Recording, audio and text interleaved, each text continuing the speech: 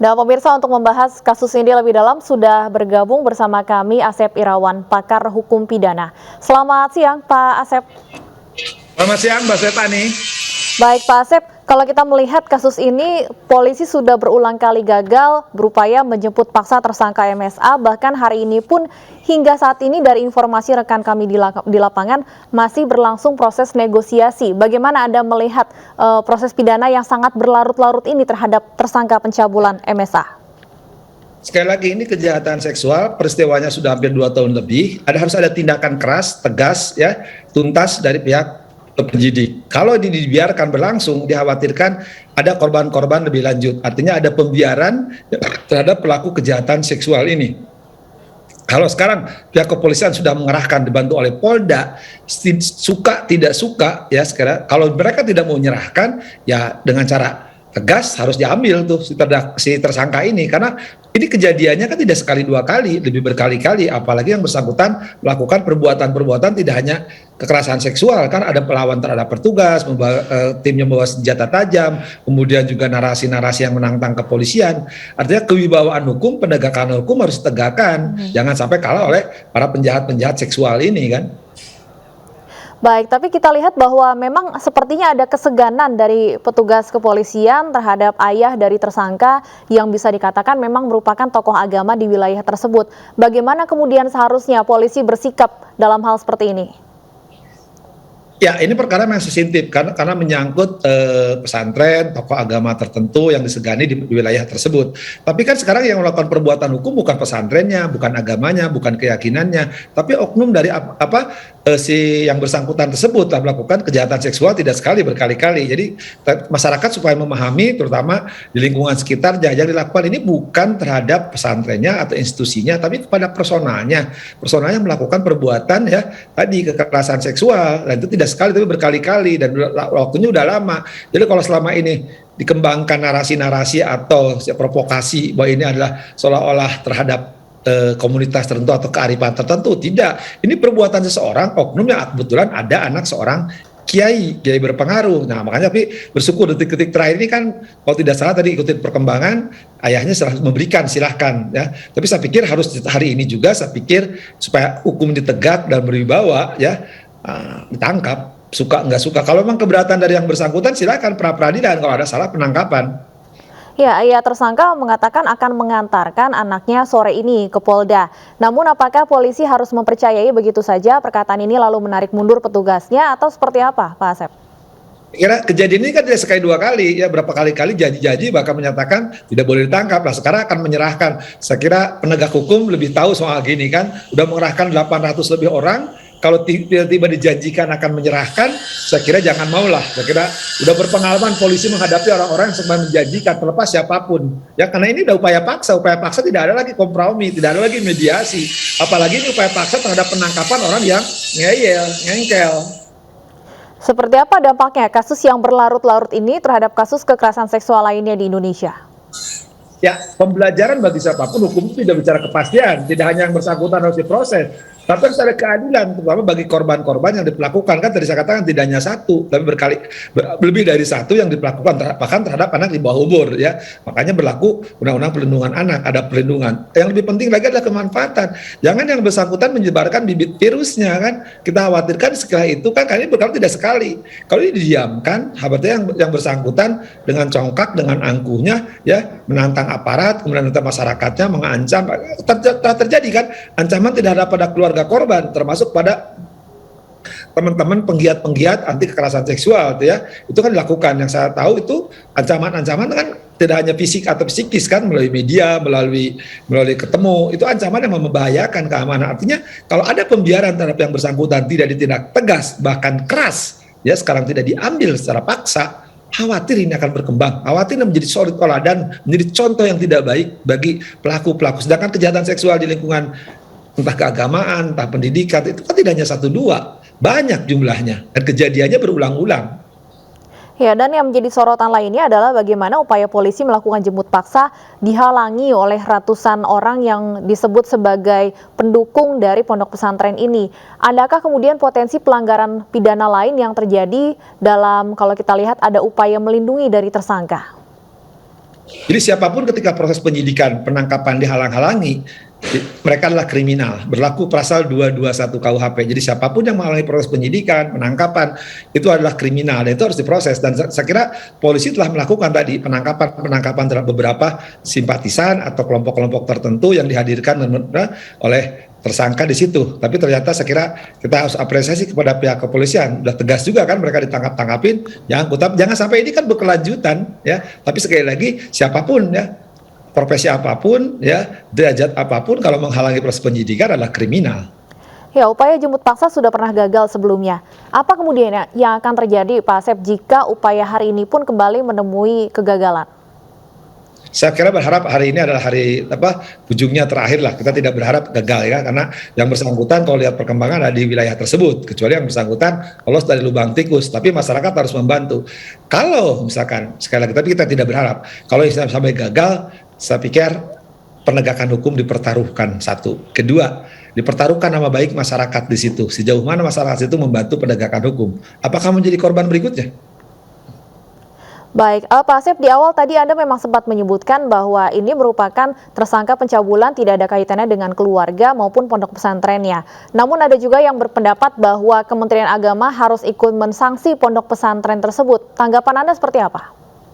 Enggak lah, sekarang ini kan perilaku dari oknum-oknum dimanapun bisa ada, tidak hanya di pesantren, tempat ibadah agama lain atau tempat pendidikan ada. Cuma ini kebetulan dilakukannya oleh oknum anak seorang kiai berpengaruh. Sekarang Kementerian Agama biarlah urusan agama yang lain. Saya kira pesantren-pesantren itu kan, saya kira lebih banyak lah pesantren, katakan 90% lebih itu kan baik-baik semua. Ini kan ya 1-2 yang dilakukan oleh oknum-oknum tertentu yang memang ya suka ada lah gitu, yang iseng-iseng, tapi mereka tidak tahu bahwa ini perbuatan. Masih untung di Republik Indonesia loh hukumannya cuma cukup ringan. Coba kalau dilakukan di negara Arab, kan dipancung. Baik, Pak Asep, lalu seperti apa seharusnya polisi menyikapi kasus ini, melihat bahwa prosesnya sejak awal sangat berlarut-larut, bahkan sudah sejak 2017 sebenarnya kasus ini bergulir?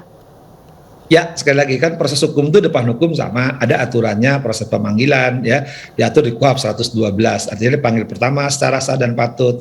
Kalau tidak berhasil, panggilan kedua ya dihadirkan secara paksa. Kalau yang bersangkutan tidak ada ya DPO. Nah, ketika DPO sekarang masih melakukan perlawanan-perlawanan apalagi dengan narasi bahkan menantang, ya samping tegas lugas tadi ya suka nggak suka ya polisi harus melakukan sesuatu ya keras gitu kan. Itu risiko siapapun, apalagi statusnya tersangka. Ya tersangka itu kan di tempat lain, coba kalau mereka penjahat-penjahat kejahatan lain kan minimal kakinya yang kena kan. Ya, status tersangka yang menjadi buronan sekian lama, menjadi DPO sekian lama, apakah ini nantinya akan berpengaruh pada saat proses pengadilan?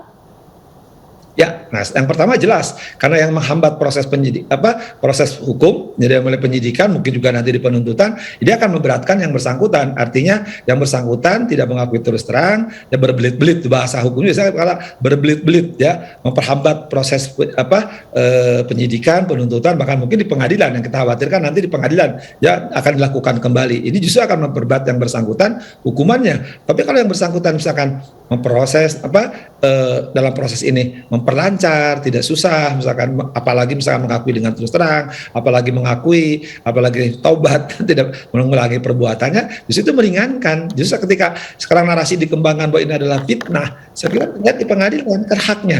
Sekarang kan misalkan mereka telah melakukan kan pra-peradilan 2 kali tolak oleh hakim, artinya proses polisi sudah benar. Nah, sekarang kalau penangkapan salah silakan pra-peradilan. Nah, ketika juga proses di pengadilan nanti kan ada keberatan, ada eksepsi, ada pembelaan, ya ada penyangkalan di ruang sidang ketika dihadirkan saksi-saksi oleh jaksa penuntut umum. Jadi proses ini masih panjang, makanya kan ajas praduga tak bersalah, ajas pelindungan hak asasi manusia diterapkan terhadap tersangka mau sampai terdakwa. Jadi tersangka terdakwa tidak usah takut kalau memang tidak melakukan. Ini kan justru menandakan ngapain dia ngancam, ngapain dia melarikan diri, ngapain dia melawan petugas. Artinya perbuatan itu ke bahasa hukumnya sudah qualified, sudah sempurna bahwa dia melakukan perbuatan itu dengan cara-cara, maaf ya harus saya katakan ya, orang udah tahu bahwa perbuatan itu dilakukan di tempat yang harusnya dihormati, disegani, disucikan ya, tapi ternyata dikotori oleh yang bersangkutan sendiri, maka itu akan memperberat hukumannya karena telah merusak nama baik pendidikan agama tertentu yang itu harusnya dilindungi. Kan kesannya sekarang seolah-olah di tempat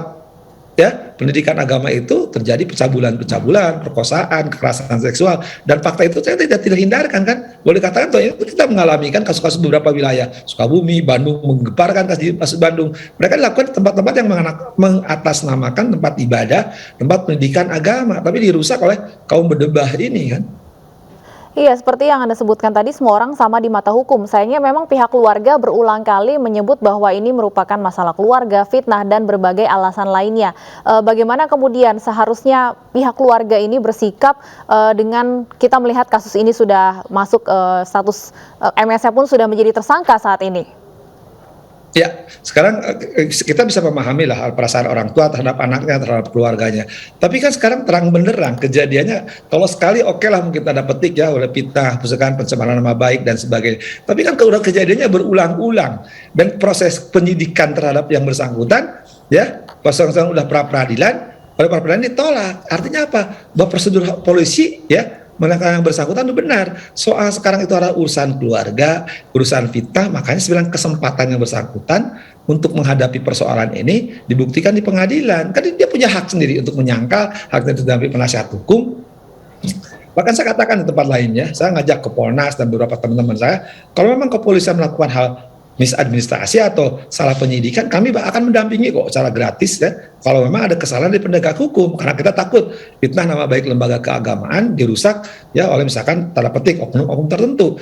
Tapi kalau itu fakta bahwa seorang anak kiai, seorang guru, seorang ustadz melakukan percabulan atau perkosaan bahkan kekerasan seksual, ya harus diproses. Ya karena tidak ada yang kebal di republik ini. Negara ini kan didirikan oleh, maaf ya, saya katakan 9 pembuat konstitusi itu 4 ulama besar, 4 ulama kiai yang bahasa hukumnya udah visioner, perspektif ke depan, padahal mereka nggak belajar hukum. Nah kalau para the founding father, pendiri bangsa kita telah meletakkan dasar ketatanegaraan hukum, proses menegakkan hukum, sekarang dihianati oleh lingkungannya sendiri, yang mereka mengatasnamakan dari pesantren, yang merasa benar sendiri, saya pikir ya kasihanlah the founding father itu udah berusaha mendirikan negara ini, negara hukum ini tertulis oleh para kiai, ditulisnya juga ya.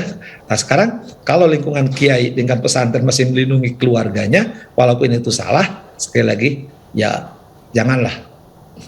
Ya, Pak Asep, salah satu hal yang seringkali ditakuti oleh korban kekerasan seksual adalah adanya pelaporan balik dari terduga pelaku. Apakah ada potensi pelaporan balik ini bisa dilakukan oleh MSA dengan statusnya saat ini sudah menjadi tersangka? Ya, sekali lagi laporan hak siapapun, tapi dalam perkara ini tidak dikenal laporan balik karena jelas kan dia para peradilan. Artinya korban udah jelas. Sekarang apakah pencemaran nama baik? Ya kalau kemudian dia melaporkan perkara pokoknya ya artinya dia perkosaannya, cabulnya, kekerasan seksual proses dulu. Kalau itu sudah terbukti ada kekerasan seksual atau perkosaan atau cabul, ya gimana pencemaran nama baik kalau yang bersangkutan terbukti melakukannya, kecuali tadi saya katakan kan kalau perkosaan, cabulnya, tindak kekerasan seksual tidak terbukti, berarti ya silakan laporan baliknya untuk diproses. Tapi sekiranya laporan balik tidak akan diproses oleh kepolisian karena harus diproses dulu tindak pidananya, yang bersangkutan jadikan tersangka sampai terakhir dulu, baru silakan mau melaporkan atau mengadu juga nggak ada masalah. Cuman sekali lagi kan kelakuan yang bersangkutan prosesnya udah ditolak oleh pra peradilan karena yang bersangkutan merasa keberatan kan. Nah, pra peradilan 2 kali loh, tidak hanya sekali, 2 kali ditolak karena sudah benar. Apa petunjuk berikutnya kan yang bersangkutan ngajak diselesaikan kekeluargaan, mau dikawin, bla bla bla bla. Artinya ada perbuatan itu. Kalau ada perbuatan itu ngapain melaporkan balik gitu.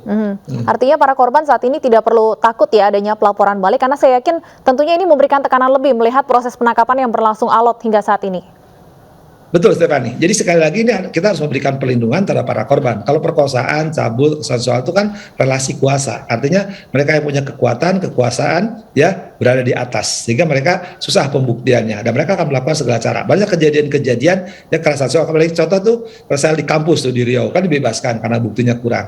Nah makanya perlu perlindungan terhadap korban. Nah, saya pikir udah sekarang aktivis-aktivis di daerah itu turut bergerak ya. Kemudian juga LPSK mungkin harus lebih maksimal bagaimana melindungi. Tidak hanya melindungi, termasuk nanti kompensasi dan seterusnya. Secara psikologis harus tempatkan di rumah yang aman bagi korban-korban ini.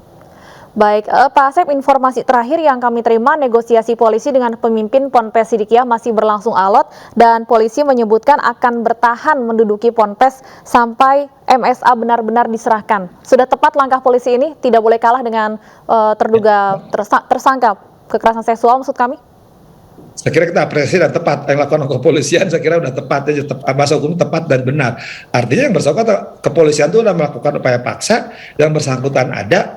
Kalau tidak bawa pulang itu apa artinya upaya paksa? Kalau negosiasi ini dalam rangka pendekatan persuasif, mungkin baik-baiklah polisian meminta kepada keluarganya supaya menyerahkan diri atau diserahkan. Tapi kalau enggak ya apa boleh buat. Saya kira publik harus mengapresiasi dan harus memberikan jempol kepada kepolisian akan kalaupun terjadi kekerasan artinya dalam batas-batas tertentu, jangan sampai terpancing ya, misalkan ini sengaja, biasanya pola-pola begini kan dilakukan oleh para penjahat ya, supaya perkara pokoknya lupa, nanti dia berharap ada korban. Nah, korban inilah yang akan nanti dialihkan victim kepada pihak kepolisian. Tapi sekiranya bagus kalau kepolisian tetap akan berada di situ sampai yang bersangkutan menyerahkan diri atau ditangkap, itu adalah tepat. Sekira itu saya kira SOP-nya kepolisian begitu. Ini sekira kepolisian udah terlalu baik menurut saya ya, bertahan begitu. Biasanya kan kepolisian langsung menjemputnya paksa. Kita tahu kan beberapa kejadian di tempat-tempat tertentu ya, bahkan tokoh-tokoh tertentu yang secara nasionalis segani diambilnya cara paksa dengan cara-cara yang memang sesuai SOP. Apalagi cuman ini pelaku kejahatan seksual dan hanya anak-anak seorang berpengaruh ya, hanya dilindungi oleh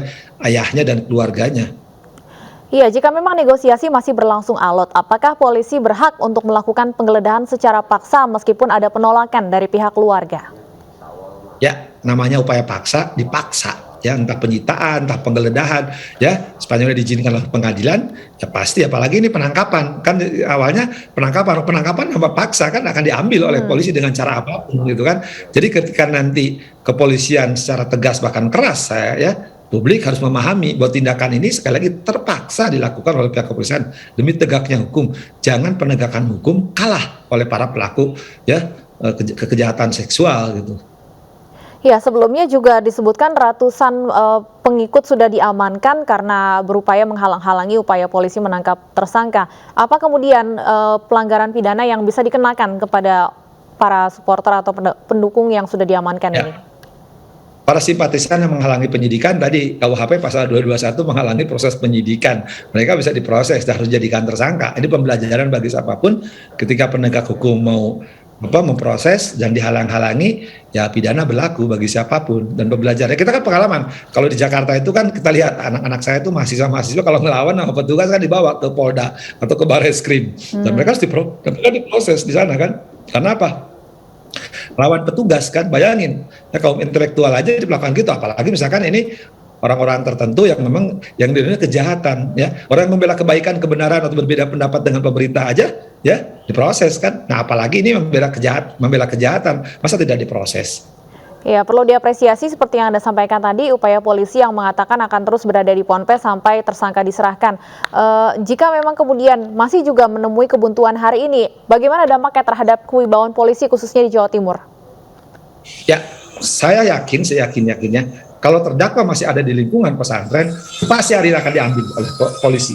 Ya, kalau hari ini tidak diambil oleh pihak kepolisian, pertaruhan nama baik kepolisian tinggi. Tapi saya kira tidak hanya kita apresiasi, kita harus dukung, terutama masyarakat di sekitarnya, ya harus setidaknya ketukan penegakan hukum itu karena politik hukum dan kesadaran hukum masyarakat.